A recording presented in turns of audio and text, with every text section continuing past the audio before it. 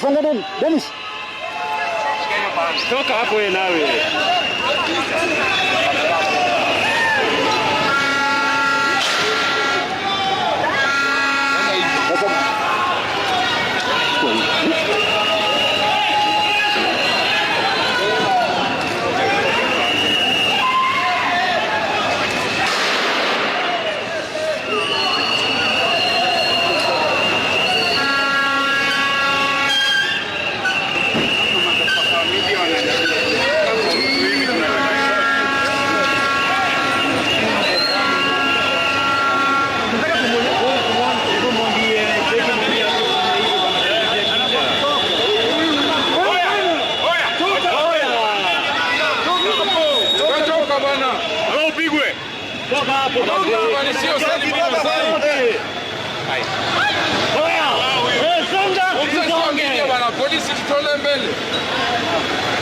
Its responsibility to protect life and the property of its citizens, and if it does, as Ruto has done, it deserves to go.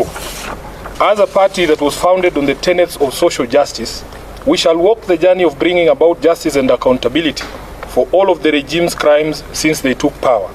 We stand with the people in their quest to liberate themselves politically, socially, and economically. Kenyans asked us to stand with them against the punitive tax proposals in the finance bill, and we did. Of the 115 members of the National Assembly who stood with the people and voted against the bill on the floor, 73 were in fact members of ODM. We applaud these great patriots and thank them for being true representatives of the people. As a party, we celebrate you for being on the right side of history, and the party has charged the Honorable Opio and I and the Whip, Junet Mohammed, to convey this message to each individual member who stood with the people of Kenya. Sadly, a few of our members went against the wishes of the people and sided with the oppressor, and we will speak to the consequences shortly. In light of this state of affairs, the meeting has resolved as follows. Number one, that it is time for all of us in the political leadership to begin to listen. Listen to what the people are saying and not to our own voices. The young people have spoken in plain language that should be clear to everyone. Let's not be vague. Let's just do what the young people are telling the government to do. Number two, we consider this to be Kenya's last best chance. The youth have given our country our last best chance. We either seize it and swim with it by implementing all their demands, or we ignore it and sink the country altogether. Number three, that the Kenya Kwanza regime must take full responsibility for all the deaths, injuries, and destruction of property arising from the violent suppression of peaceful protests. The president must publicly direct his security organs to forthwith seize the ongoing abductions, an exercise that we believe is being undertaken with his full approval and the approval of the state. He must account for and order the release of all detainees abducted by these security agencies. Number four, that the Independent Police Oversight Authority must expedite investigations into all these incidents, including allegations of mass murder by police in Githurai and in Rongai. We were shocked to watch the president claim on live television that only one life was lost. It tells you how out of touch with reality he is. Number five, that in our view, what happened on the 25th of June 2024 amounted to a vote of no confidence in the Ruto regime. It is clear that this fact is totally lost on Ruto.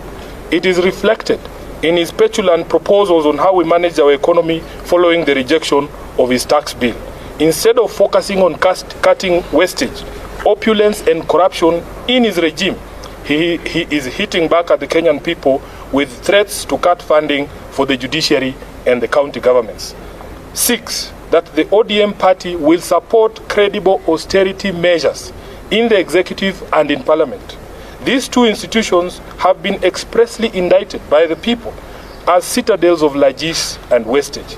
with fresh memory of the invasion of Parliament and standing threats for occupation of the executive seat of power, these two institutions must have an honest introspection on their contribution to our current predicament and take measures to lessen the taxpayers' burden.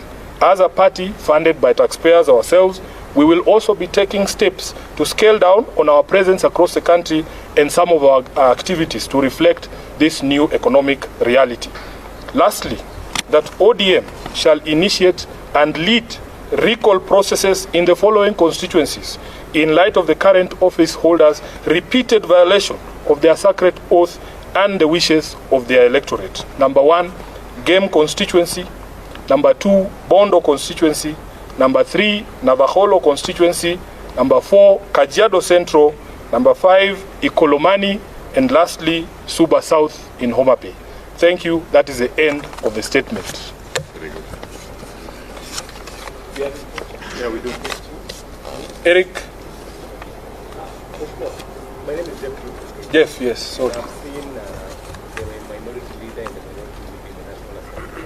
And during this time of crisis, when Kenyans are asking, did Parliament, National Assembly, have to go for a recess during this period? What actually transpired? Because when that decision was being made, there was a blackout in Parliament in terms of coverage. The media was not allowed to cover that session.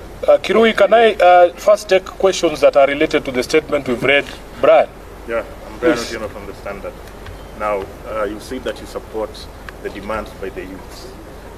One among the demands is the resignation of President Ruto. Do you support that?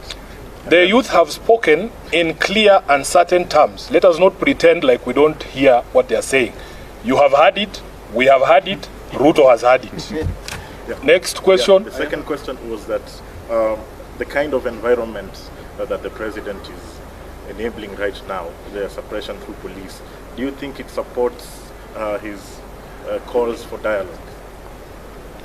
No, because nobody believes what the president is saying. His actions and words are totally different. And what we have called for in our statement, first of all, is he must publicly speak to his police, publicly, and tell them that he knows what they are doing and Kenyans have asked that he stop. So if he doesn't stop that, really, there is really nothing to discuss. Many of the people he's looking for to have a discussion with are actually in custody. Yeah. Let's look. You're like you listed some 5 constituencies that you are going to initiate the recall to. 6. Yes. You know they are not the only ones who voted yes from the party. How did you arrive at the 5? And then secondly, yes, the criteria was very simple. In our statement, we have said repeat offenders. Those who voted against the wishes of the people in 2023 and again did it in 2024 because there are a few who met their Damascus moments this year. There are some who voted no. Yes, this is the criteria we have applied, Luke, and we want to be able to focus on these 6 as a lesson to all the others. Is there any other question? Thank you. Thank you. Thank you very much. Asanteni sana.